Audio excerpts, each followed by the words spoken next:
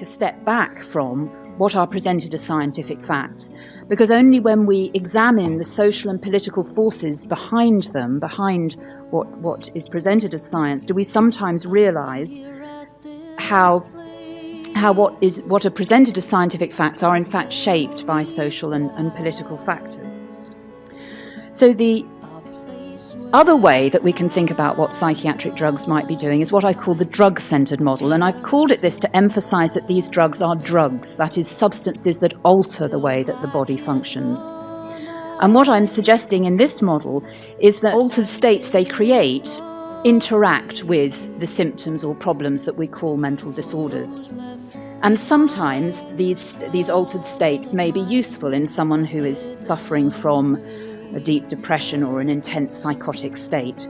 But it's not that anything's been normalised, it's that the altered state the drugs create may be preferable to the mental experiences that they're having at the time. A few months of starting psychiatry, I was realising there was something seriously wrong with it.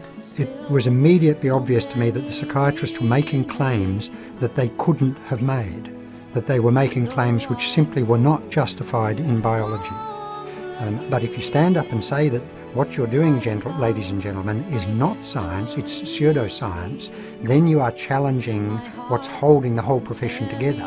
What's happening in psychiatry is that there is a general agreement there will be no criticism of the status quo. I love scientific method, always have. When I worked for the drug industry, science was completely abandoned. These drug companies that I was interviewing with had no problem telling me, look, we design drugs based on treating symptoms. We don't cure. So, that's a business model, okay, that allows you to give a drug to a person for life. They ran out of symptoms to treat. So what did they have to do? The next level of drug advertising is inventing disease. When you run out of symptoms, you don't have any more clientele to market to. So you have to invent disease.